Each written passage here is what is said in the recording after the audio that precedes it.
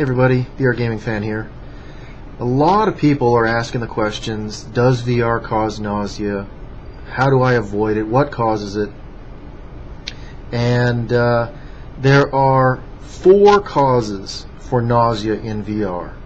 One is too low a frame rate, your frames per second, your refresh rate of your display. The hardware for all of the major VR platforms that are coming out at consumer level have all got at least 90 frames per second, 90 hertz. And as long as you have the necessary hardware to keep your game at a minimum of 90 frames per second, that's not an average of 90 frames per second, that's not mostly 90 frames per second, that's a minimum of 90 frames per second, then you won't have any problems with nausea from frame rate. Another cause is high latency, which is again addressed with all of the major headsets at consumer level. Obviously the developers' kits don't qualify for this, but all of the consumer ones that are out, all the major ones, they have low enough latency in their tracking that it won't cause any motion sickness. Another one is high persistence pixels, which is basically how long the pixel stays on the screen. The consumer level, again, for all of the major headsets, they all have this addressed. It's not an issue. So basically, other than, as long as you have a beefy enough computer and video card, all of these issues are no longer issues when it comes to VR. What is an issue, and will continue to be an issue, is the disconnect between what you see and what you feel. And what this basically boils down to is the same reason why you get motion sickness when you're in a car or on a plane or whatever. In the case of motion sickness, you're sitting still in a vehicle, so your body thinks that you're sitting still when in actuality you're moving. So you can see movement through the windows, you can feel movement, but at the same time you can feel you're sitting still, and your various sensory input systems conflict, and your brain goes, I don't know what's going on, and it gets nauseous. The sort of the opposite of that, but basically the same thing, is simulation sickness, which is what happens in VR, where you're sitting perfectly still. There is no motion information coming in from any part of your body physically, but your eyes and to some degree your ears are telling you that motion is going on. So again, you get that disconnect, and it makes you feel nauseous. That is an issue for sit-down game controller, gamepad type VR. I was just watching a video from Martin Risby, who has a small YouTube gaming channel. He has, as far as I can tell, he has both a Vive and an Oculus Rift. He was using the Oculus Rift, and he was playing one of their big hyped exclusive release titles, which is Eve Valkyrie. He couldn't even make it to the end of the first mission. He had to stop and take the headset off. He was going to throw up. It's that intense, it's that fast. Oculus has a rating system for its games to tell you how nauseating they are. Now, of course, you're going to get some Yahoo in the comments who's going to be like, oh, I didn't have any nausea whatsoever. Congratulations. Not everybody gets car sick. Not everybody gets sick on in roller coasters or rides that spin around a lot. Those make me nauseous as hell. But a lot of us do. And for those of us that are vulnerable to motion sickness or simulation sickness, sit-down gamepad type games are going to make you sick. If you want to avoid that, don't do sit-down gamepad type games. Now, the Vive already has stand-up and motion controller games. None of those cause nausea for anybody. The Rift will eventually have motion controllers, and if you get a USB extension cable, you can do some room scale VR, you will no longer have an issue with nausea at that point. For the PlayStation VR, you can get motion controllers for it. It only has the one camera. I'm not sure what kind of range you're going to get as far as any kind of room scale.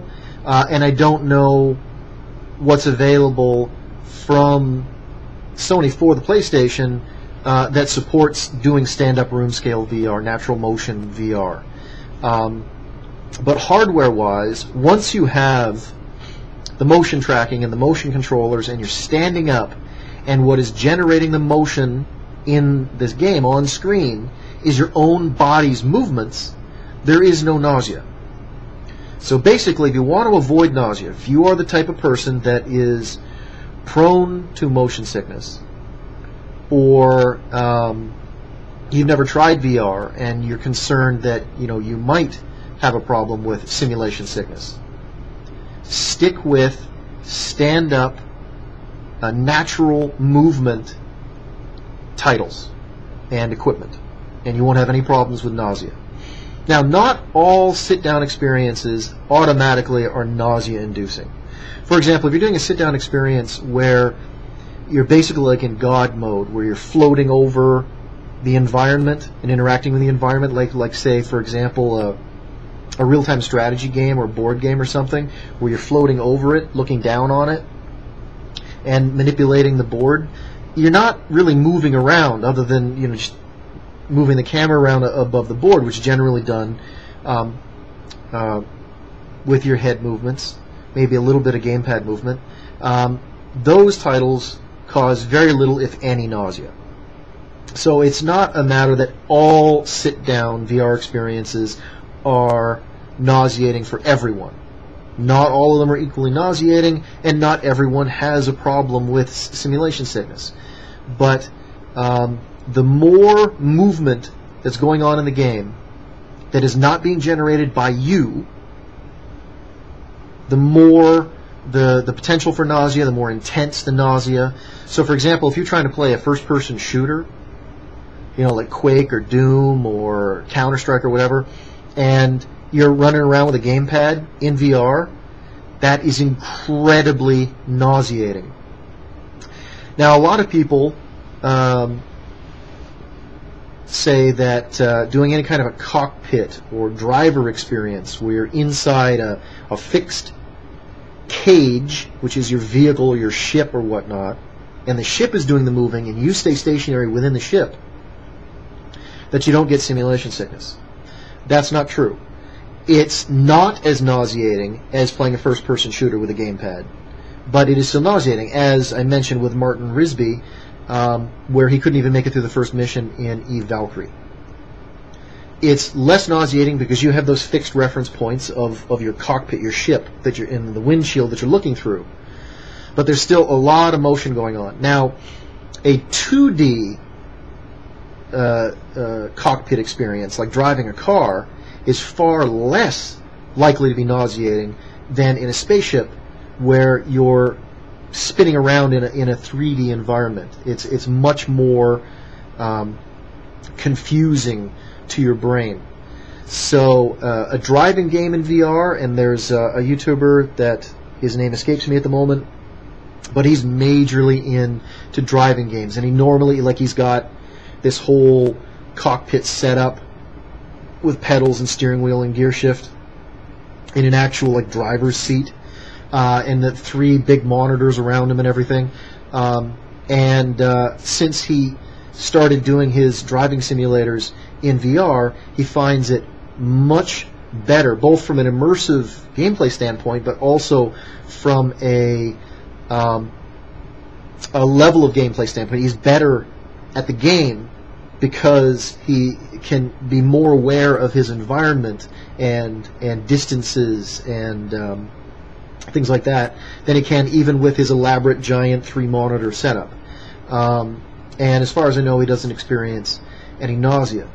So for driving games, most people probably be okay, but if you're someone that gets motion sickness in an actual car, then yeah, you're not going to enjoy driving games in VR. The VR experiences that cause no nausea for anyone, the ones that you can just get in no matter who you are and just enjoy them, are the stand-up natural movement, not necessarily room scale, but where any movement that's going on as far as your change in perspective in the environment is being generated by you or by teleportation, which is a much used mechanic in stand-up VR, where you basically have like a laser pointer that comes out a virtual laser pointer that comes out the end of your motion controller. You point where you want to go and you click and you teleport there. That doesn't cause any nausea. As far as your movement when you're at a location between teleports, that is generated by your body, by your head. That doesn't cause any nausea. So basically, avoid games where there is a lot of movement that you yourself aren't causing. So games where there's a lot of like cinematic panning around or pre-canned animations that move your body and your head for you that you have no control over, like Mirror's Edge, for example, that parkour game, and games where there is a lot of movement that is being generated by a gamepad or joystick or something, rather than, again, by your own body movements. If you stick with natural movement VR, you will have no issues with nausea whatsoever. Hope you find this advice helpful, and I really hope you enjoy VR. I'll talk to you next time.